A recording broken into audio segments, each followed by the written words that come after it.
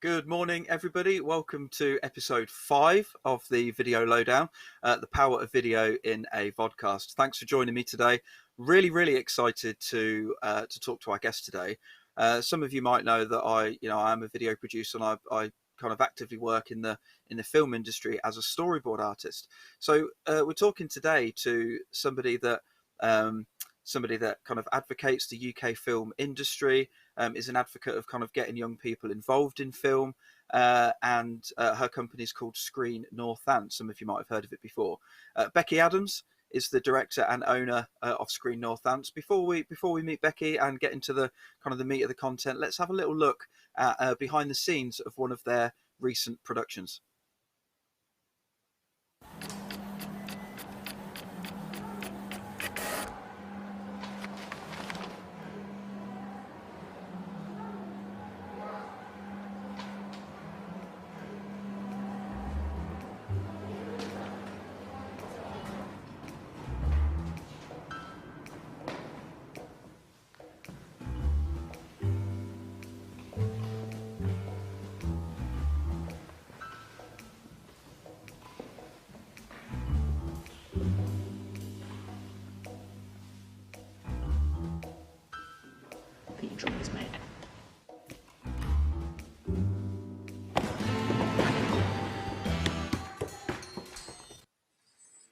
Excellent stuff there. Looks like those guys had a lot of fun. Becky, welcome. Thanks for joining me today on the podcast. Yeah, thank you for having me. No problem at all. Becky, so tell me a little bit about your background in film. I know it was a windy journey. And tell me a little bit about Screen Northants. So, I found something on your website which I really quite like, which I think positions what you do really well. Some of these things I want to talk about today. A social enterprise film studio for Northamptonshire, providing industry quality feature films in the county, and you provide practical work experience through your academy.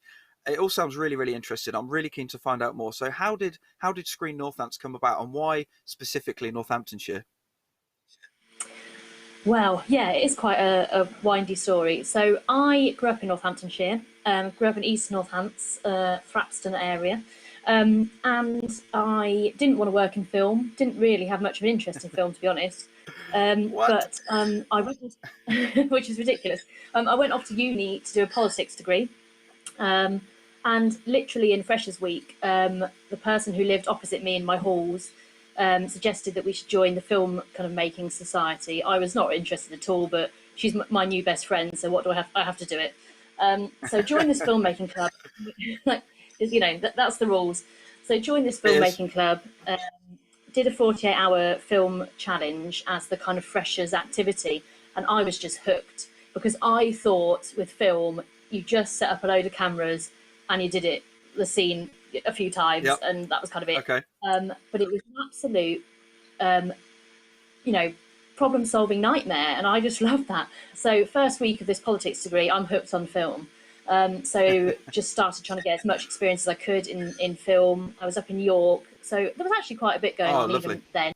Yeah, and then I moved to London because you feel like you have to. That's what you have to do. Went there, worked there for maybe 12 years, but doing kind of location management, production management, that kind of stuff. But actually, I hate working for other people. I like to do what I want to do. So I decided to set up my own. Don't we all? Well, totally. And I thought, I don't want to do it in London. London is an awful place to make films. Like, no one wants you there. It's busy. It's very expensive. It's an absolute nightmare to move between locations, all that kind of stuff. So I was like, well, maybe I should come back to Northamptonshire and do it here. And having kind of made that decision and kind of come back and looked at Northamptonshire, it is perfect as a film destination. And so Screen Northants was born, really. That's really interesting. I'm Northants, born and bred as well, specifically Kettering. And, growing up being interested in film and working in the film industry as a storyboard artist, an occasional kind of producer director, you're right. There's a lot of pressure to kind of, you've got to be in London. That's where the hub is. That's where you need to be. But actually, obviously, all around the country, there are many beautiful kind of, more unheard of places that can produce, can be the location of choice, or can provide what you need for a production. So I think it's really interesting that you weren't even interested in film, though. Like I can't. I mean, I've always loved film, and working in film is great, but I think it's really fascinating. Well, I kind of say that because, I mean, I did, I suppose, what every kid did. So I wanted to be an actor at one point. I have huge stage fright, so I don't know how that was going to work. But I've always loved organising. I got, the Vic to take quite a lot for, bringing a pen and paper to like play activities when I was a kid, because I like a plan. So actually, the kind of planning of creative things was kind of a bit in my blood. But I went through everything. I was going to be a scientist, so I did lots of science A levels, and then I was going to be a politician because I wanted to change the world. And Wow. um, and then just got hooked on film by accident. But that's why also I think it's really important that young people get to see some of these careers that they think they Mm. might know. But actually, a lot of young people, even though there's a ton of stuff out there on the internet where you can watch all these behind the scenes, you can watch so much stuff, but actually, a lot of young people, don't know what making film. And if you don't know what certain careers are like, how on earth do you Yeah. know that? So, Yeah. I just thought if I hadn't, I'd never considered film behind the camera because I just didn't know what that meant. I thought I had to be a director, and I've never been a director. Cool, no. Directing's fun. Directing. You say you don't want anyone to tell you what to do. That's near top of the food chain. Oh no, see, I'm a producer, so I'm top of that food chain. Oh, But you are. You are actually top of the food chain. Fair enough. yeah, Yeah. Fair yeah. enough. No, it's more. I don't really. I wouldn't call myself a visual person, which is a bit of a. I don't know what that means, but I can't see how a story might come together, but I can plan and facilitate someone else to do that. So that's my job. Yeah, and a fair portion of a producer's job. So fair play. Yeah. So I think we can talk a little bit more about um, the kind of boosting skills of young people. So I've had a few questions before today's episode saying, "Oh, is 35 too young? What do you mean by young people? Is it just young people? Is it everyone of all ages that you welcome? How firstly, how do you go about attracting these people to, or I guess twofold, two questions here. How do you go about promoting Screen Northants to get people who want to be in the film industry involved? So the young actors, the performers, some of the maybe less experienced crew, and then how, on the other hand, do you attract the more high end performers, like the high end crew, the DOPs, the directors that you're kind of then bringing the lesser experienced people that want the experience with cast and crew, maybe more so crew that are highly experienced, and they're the ones giving the workshops, and you're kind of bringing those two together. How do you approach that, and how do you go about doing that? Well, yeah, I mean, so yes, we have a bit of a focus on young people because we are about, helping people think about their careers for the future. However, our academy is for young people. However, we work with loads of volunteers. Our films have had people from, I don't know what the youngest is. We've had babies, I think, but up to people. I think our oldest person that I know is about 89. But Wow. there's yeah. I mean, what's great about film is that whatever skills you have, there will be a place for those within the film industry, whatever it is. Every job is used in film, and actually, we love people outside of like our academy age bracket, definitely more in education, to come forward. Often their life experience and their skills are really, really helpful. But how Mm. we work, so when we make a feature film, so that's a film for cinema, we have our academy strand, which is young people. We've been funded by BBC Children in Need for the last 3 years. So there's been obviously a big focus on 10 to 18-year-olds.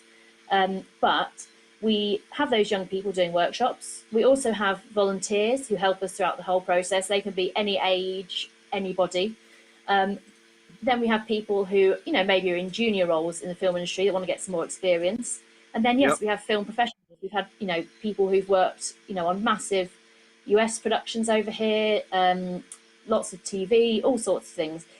People in the film industry, I think, to we like to talk about our jobs because they're fun, and we like to help other people get into our jobs. Yeah. I don't know what it is particularly, but I think we have a lot of people who don't need to come and work for us. We have quite small budgets at the moment, but they come because actually they like what we do. They see that the film industry can be hard to get into, and they see that often, certain groups in society are not represented, and so they like to come and kind of explain their job kind of back to people and kind of realise how lucky you are really to come and do this Mm. for your living. So we're really lucky with people that support us. Yeah, that's fantastic. It's fantastic. So why just going back to this for a second, so why Northamptonshire? Like, I do love Northamptonshire, but out of all the places, obviously it's because you moved back. Was Northamptonshire a victim of circumstance because you just moved back there, or did you see the beauty and you saw the scope of variety within the county that, you know, would give opportunities? And did you see, are you trying to buck the trend of, well, you don't have to move to London, you don't have to move to a big city, Birmingham, Manchester, to do this stuff? You can, if you've got the tools and you've got a story and you can find the team, then you can kind of create whatever it is, whatever it is that you want. Yeah, there's a few things really. So the first thing to mention is I don't live in Northamptonshire, which I think some people think might be a bit of a cop out, but actually I think it's the biggest. Because actually I commute from where I live, which is nearer London, to Northamptonshire to do Screen Northants, because actually I think there's a few things. It's really well placed. You know, London is miserable for many reasons. Most people know London. The film industry, it's even worse because you need a lot of people doing a lot of stuff, a lot of parking, all this stuff you can't do in London. Northamptonshire really lends itself to that. Also, yeah, I grew up here, so when I was kind of growing up, I kind of thought that if I wanted to do anything big and exciting with my life, that I had to leave Northamptonshire.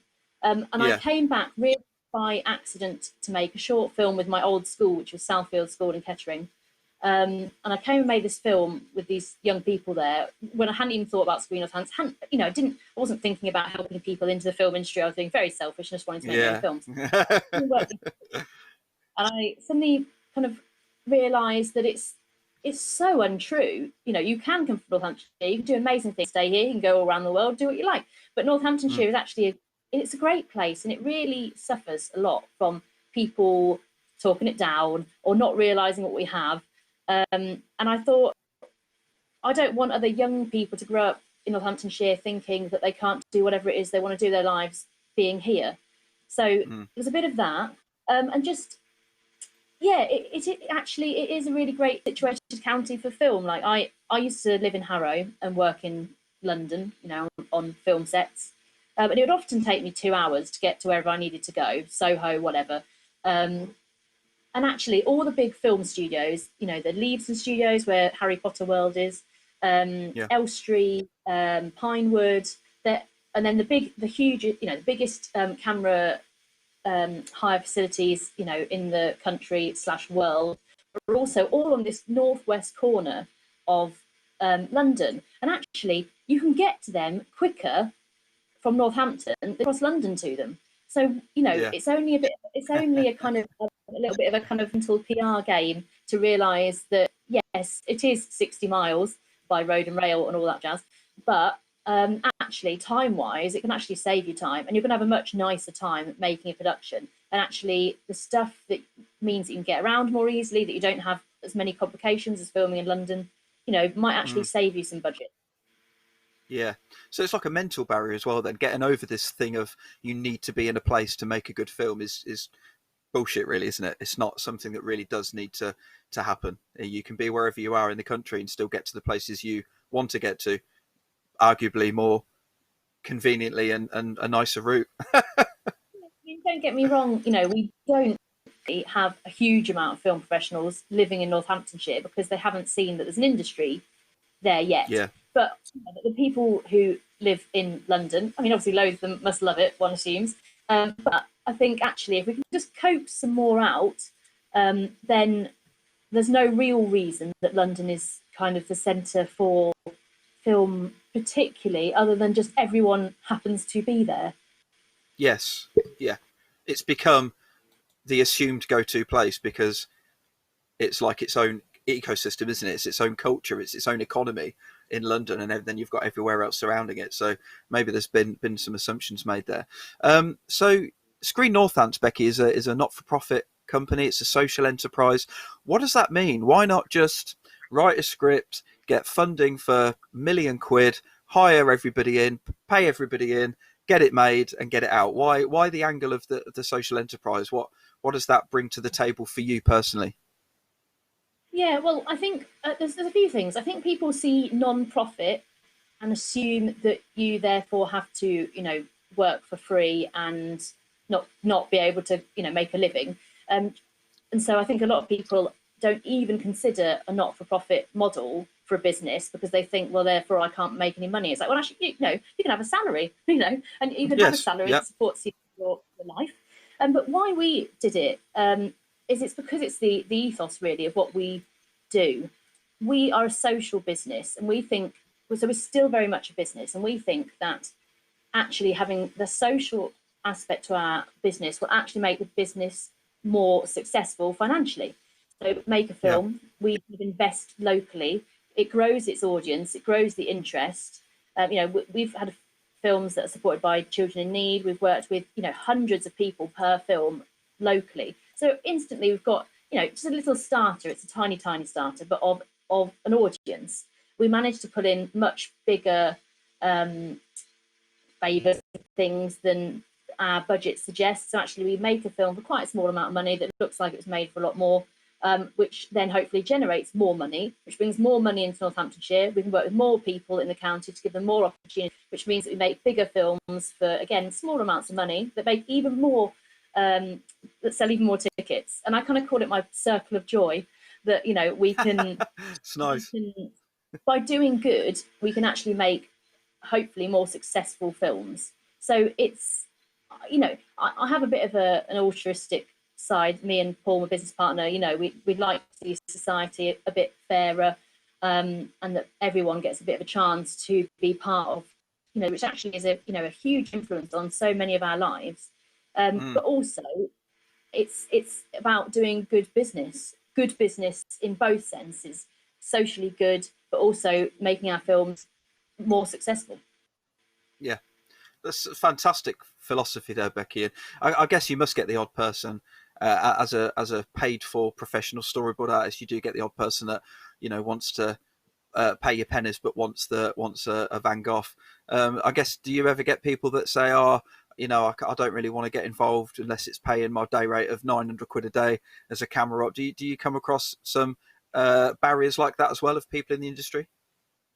Well, so yeah, I mean, we have to say we exist because we can give young people the opportunity to get work experience in Northamptonshire on real film sets without having to Yep. go to London. Where often how you start off in the industry is you work for free, and if you're anyone and you have to move to London and work for free, I mean, who can afford that? But particularly if you're disadvantaged in some way as well as that, it's just impossible. However, obviously we do rely on peers as a not-for-profit. We can do that.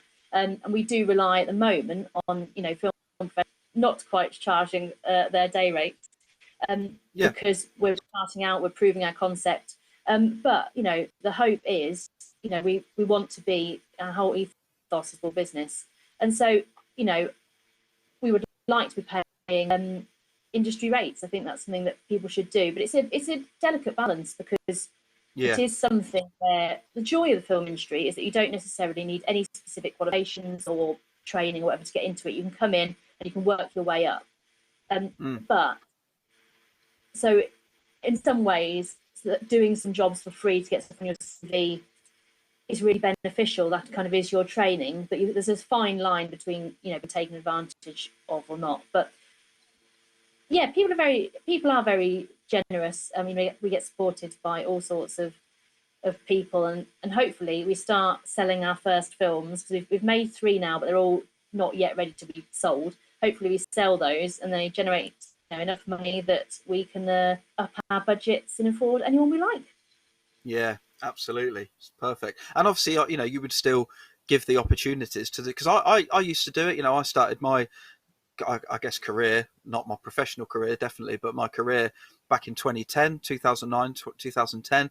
And I did stuff for free in the start. I was looking to do anything and everything that I could.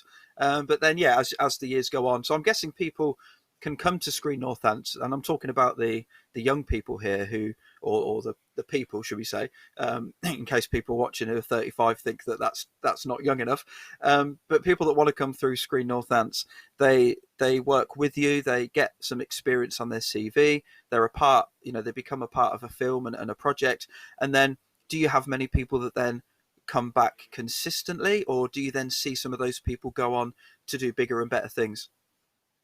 Yeah, so we it's a variety really. So we have some young people. For example, a young girl who came to us on Macbeth, which was our first feature film. She did workshops on that production. She kind of got really interested in film lighting. It was the first time she'd actually been on it. She went Yep. off to and is studying kind of film. She's done some work through university, and then she came back and she was a spark every day on our Fortune Cookies film. So she worked with our lighting department for 5 and a bit weeks. You know, and that experience is kind of stuff that money can't buy. But because she could do it, you know, at home where her parents' address is, you know, she can volunteer that time. Whereas, you know, I suppose what we try to do is to offer people, while they're generally in education, so actually they don't have bills to pay generally, you know, they can come and do that work experience. So when they leave Yeah. Screen Northants, Yeah. they leave our academy, they've got enough experience to go, right, you now need to pay me for stuff, because I've been on, you know, 7 feature films with Screen Northants from when I was 14 to when I was 21 and left uni in Yeah. Northampton. Nice. But equally, you Yeah. know, the joy of the film industry is we get a lot of people who come to it as a kind of second career. There's skills shortages, like we have a shortage of location managers. So there's a lot of retraining of people. For example, ex-forces generally make great location managers, because it's we kind of say, our director of photography on Macbeth actually said that the film industry is a lot like the army, but for people who should have joined the circus. And I think that's really true. So, you know, there's a lot That's a of great skills, quote. yeah, that we use. Other people who might have been accountants all day, and actually, you know, oh, cool, I love accountancy help. So if there's people out there that want to have a scenery and they want to come to film, that's a great, you know, the financial background is brilliant. Film, business, anything. So I would encourage people, even if they don't fit our young people remit, if they're interested in film, we're always looking for volunteers and for people to come and, you know, see whether film is for them. So it's definitely not an age thing. Yeah, for sure. So how do people get involved? How do people get involved in Screen Northants? Do they contact you? Do you have an assistant? Is there like a social feed that they can access? How do people get involved, and how do you? I guess, you know, if you've got everybody scrambling at the door to have access, is that, you know, I guess you've got the onset, the real world onset experience for people that may be saying, well, I think I'd kind of like to do this in the film industry, but, you know, I'm not too sure. So then you maybe give them a trial on a set, but also the workshops that you provide, like the 1 day, 2 day workshops. So I guess you can cater for more people in that environment. So yeah, you know, how do you get the people from saying I want to be involved to then finding them a suitable position? Yeah, I mean, we're lucky that, so when we shoot a feature film, you know, we easily work with probably 150 volunteers per film, which might range just from coming along for a few hours to be an extra to, you know, work in our production office. But people can, so we don't generally have to turn anyone away unless they're looking for something that we don't do. We're all about behind the camera. There are opportunities to be in films, but generally it is about a behind the camera experience. But we have a shop in the Grosvenor Centre, which is our office. It's currently closed because of COVID, but you can usually come and visit us there. We're on social media at Screen Northants, Twitter, Instagram, Facebook. And then you can just email us, info@screennorthants.co.uk. Just get in touch any way you like, really, because, you know, we're really keen to work with people, you know, with really different skill sets, backgrounds, because you will have stuff that is really useful to us. Yeah, well, I think I mean, I did a workshop with you. I thought it was like 8 years ago, but it was like 4 or 5 years ago as a storyboard artist. And the students then were really highly engaged with it. And I think being able to bring professionals in, you know, not even talking about just the on-set experience, but just to get people in on workshops, it's a great way to get people, get young people, I keep saying young people, to get people through the Screen Northants door, which then opens them up to other opportunities of then going, well, actually, I did that workshop, which was fantastic, and now I think I'd like to do that on one of your productions. What opportunities do you have? which I think is brilliant. What we're going to do now, Becky, is we're going to take a little 45-second look at behind the scenes of Fortune Cookies. So it's one of your most recent bits of content that you've put on your YouTube channel, which we'll talk about shortly. But we've got it loaded up in the back. Let's take a little look at the level of production that we're working with when you're producing these films. Turn it over. Sound speed.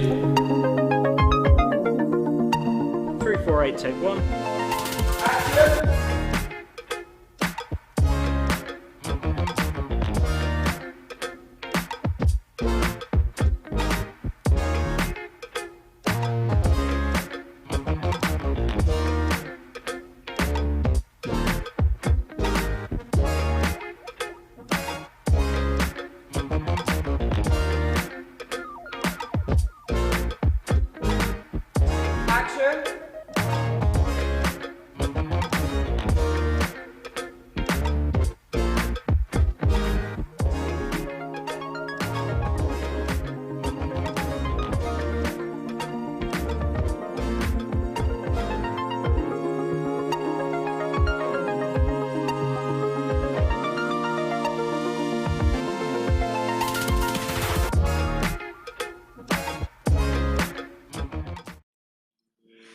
That looks so much fun. So much fun. Yeah, I miss it. It makes me want to go out and do it, and I can't even leave my house at the minute. But you know, we're all in the same boat. But yeah, it looks so much fun. So I know that's a recent behind the scenes that come out about 3 weeks ago, and you said that you've got the 3 films that you've made are kind of in post, ready to be kind of bought and launched. Do you have a favourite project? I mean, that one looked like a lot of fun. But do you, from a production manager, producer point of view, have a favourite, or if not a favourite, one that's created some challenges that you've overcome, or what would you say? Well, yeah, I mean, every feature film is is this kind of huge ordeal in a nice way, and sometimes in a really hard way. Yeah. But and so you kind of feel like you've lived this thing and you've delivered this film, and you've cried and whatever else. So they kind of all have quite a special place. But I mean, Fortune Cookies, which is the one that we just shot in January of this year. I've been working on that kind of for ages. I was employed actually by the director to budget it many years ago, and then as a line producer, and then kind of said, do you know what, I'd quite like to take this on, and it's taken us quite a while to get it there. But yeah, that's been great to kind of see that through. And I just watched the first rough cut of that, I think last week, and it's really amazing to see it kind of finally come together. Nice. So how do you even? So that's a really interesting point. So a director came to you with their project. How do you take on the feature films? Are they internally written and produced?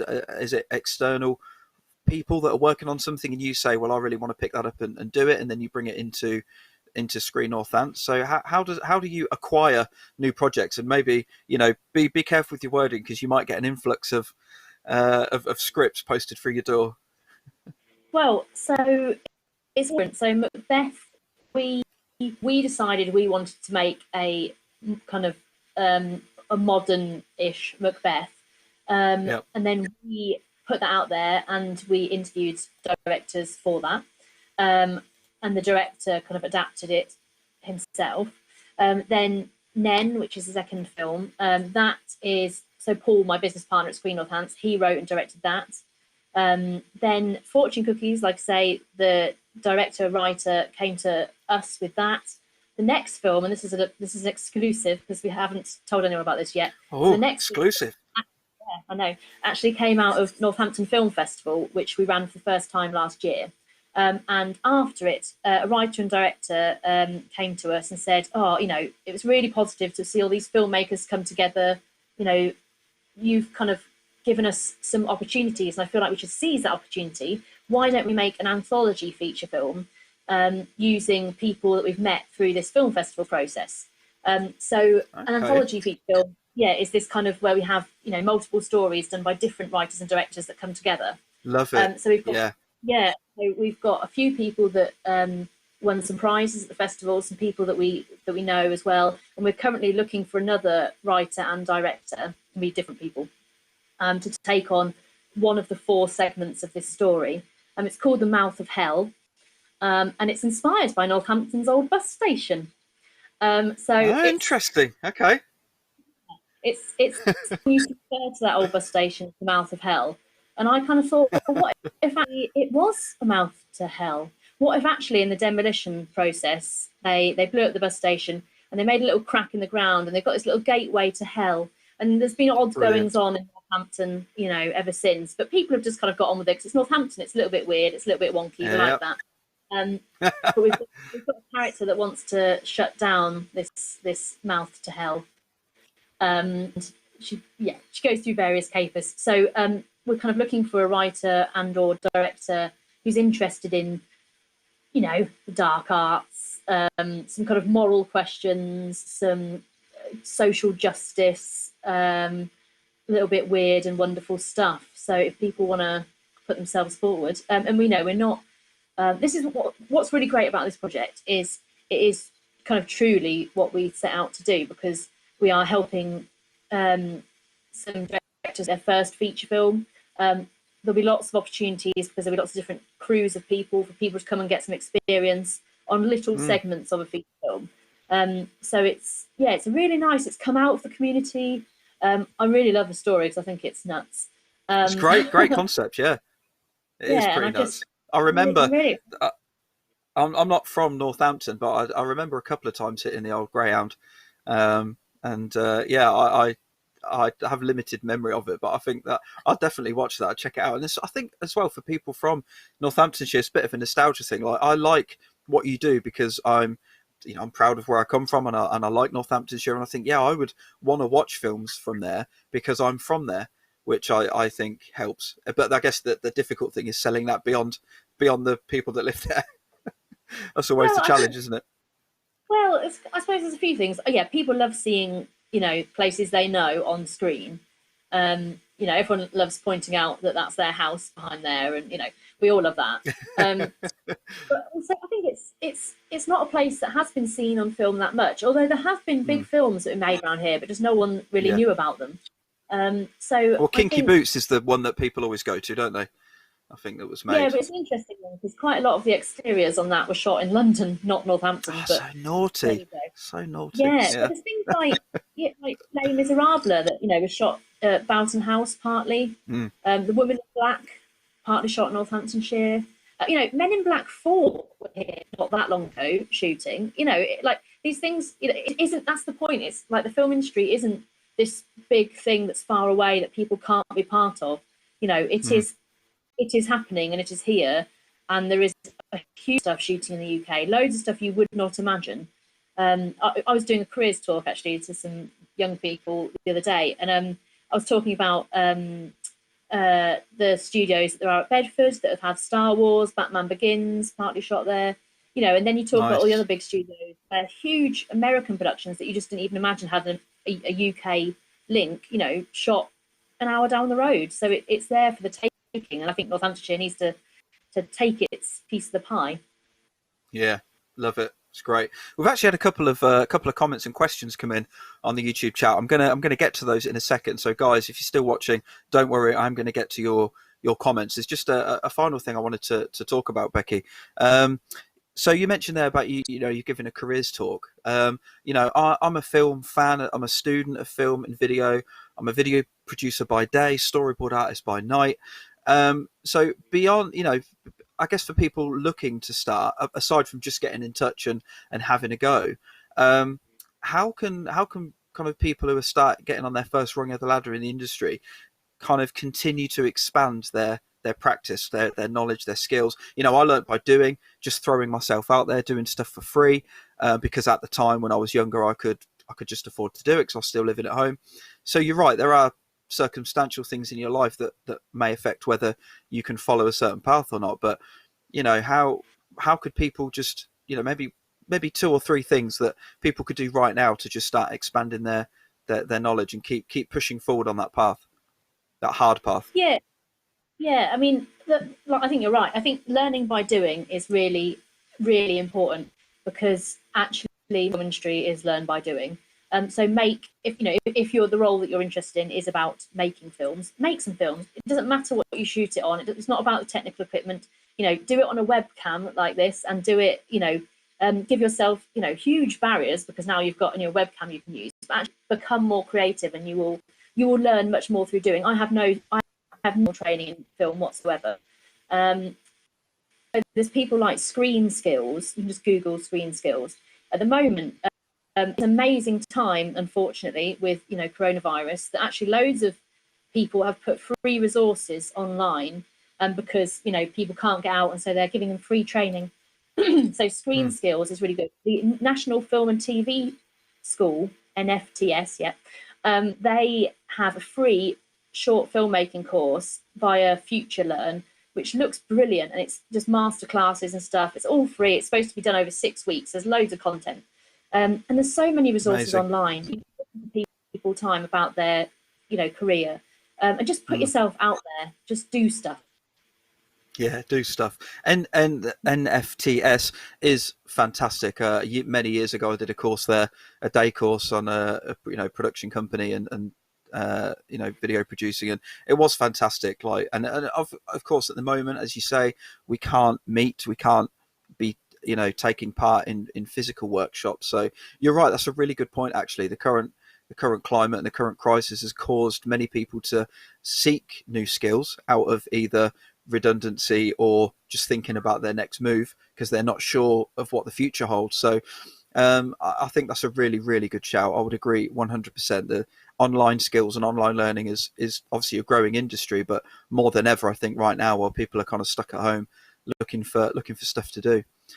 It's so fascinating, Becky. I think what you're doing is really good. I was really pleased to be involved many years ago. I'm still be happy to be involved now. It's really, really great. So we've got some comments before we give you a little session to plug your wares, whatever it is that you want to plug. James is on the chat, and he wants to ask, how much do you think YouTube is changing the film industry? Is it easier to be seen as people can now make a film from their home? So, what do you think about that? Interesting point. Yes, this is very interesting. I was having a conversation with Paul, my business partner, yesterday, because we've just closed entries to Northampton Film Festival for this, so we've been watching them all. So it is nowadays almost anyone can make a film, because if you have a computer, then you can make a film. If you have a camera, even better.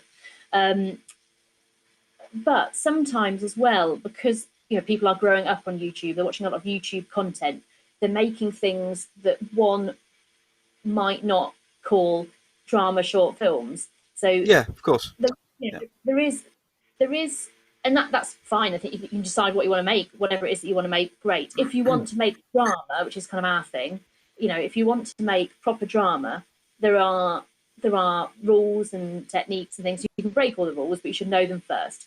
Yeah, of course. So Agree. I think, people, there is a craft, and it's important to think work as a short film if that's what you want to make, not a YouTube piece.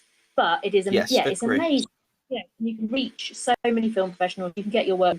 So it is a brilliant time. But again, it's all about, I suppose, learning your craft, studying, practicing, getting better. And YouTube is a great learning ground, isn't it? It's a great testing ground. It's a great place to make all forms of content, put it out there, and the audience, not your specific audience, but the people that come across your content, are going to be the judge and jury of how popular that content is. So I think YouTube could be used in conjunction with your learning to be able to test new ideas, to experiment with ideas, that then you can potentially take onto a set, and kind of develop it from there. But I mean, I'm a big YouTube fan, as you know. We've got another guy as well, Carl, no surname, but he says, if you're desperate for a writer, give me a shout, Becky. So I'm not sure if you know him. There's no surname, so we'll try and get you both connected, just to see what's going on, and if Carl can help you in any way. But we'll try and get you both connected. And James has added, I missed that bus station. So there's a bit of bus station nostalgia there. I think I only went there once. I was East Northants, so I didn't get out to Northampton, the big town, very often. Yeah. Becky, listen. So what have you got? What's coming up? What I know you said you've got loads of stuff coming up, but what do you want to plug? Where can people find you? Where can people find Screen Northants? How should they get in touch? So we're running at the moment a volunteering scheme which is aimed at 10 to 25-year-olds. However, equally really keen to hear from people who have skills that might be useful to our business. As I say, we're planning the next feature film, so there's loads of opportunities on that. If you're just interested, there will be some skill that you have that will be of use to us. So please do get in touch. We usually, when coronavirus has hopefully gone away, we're in the Grosvenor Centre in Northampton, next to HMV. But we are also online on social media at Screen Northants on Instagram, Facebook, Twitter, and you can email us at info@screennorthants.co.uk and they come through to me. Just get in touch any way you like. My phone number is also on our website. You're accessible 24/7. You'll be getting calls at 3 a.m. when someone's got a bright spark idea for a film. Yeah. Becky, thank you so much for joining me today. It's been fantastic. I hope let's stay connected. I'm going to keep an eye on the stuff that you're the content and the films that you're putting out. I think what you're doing is really, really great. Everybody watching this should go and check out Screen Northants. Check out what Becky's doing with Screen Northants. If anybody watching this is interested in getting involved in, UK film, or if you have, young children that want to get involved, as Becky just mentioned there, get in touch and I'm sure they can help. But for now, Becky, stay safe. Thanks loads for coming on. It's been a really fascinating insight into what you do, and I hope to catch up with you soon. Well, thank you very much. Yeah, no worries. Thank you, everybody, for watching today. I hope you found that a interesting insight into UK film industry and, specifically kind of Northamptonshire. If you've enjoyed the interview today, if you are enjoying this video lowdown podcast, then please do subscribe to the channel. It helps massively. You also get notified of new episodes as well. And it just, if you leave a like and a comment, give us a review over on the Facebook page, facebook.com/the video lowdown. It just helps us reach more people. That's all we're doing. Nobody's getting paid for this. It's all it's just content that I want to be putting out and sharing with you guys. So hope to see you next week. We've got another fantastic guest joining me next Wednesday. He is a hobbyist and he collects toys, computer games.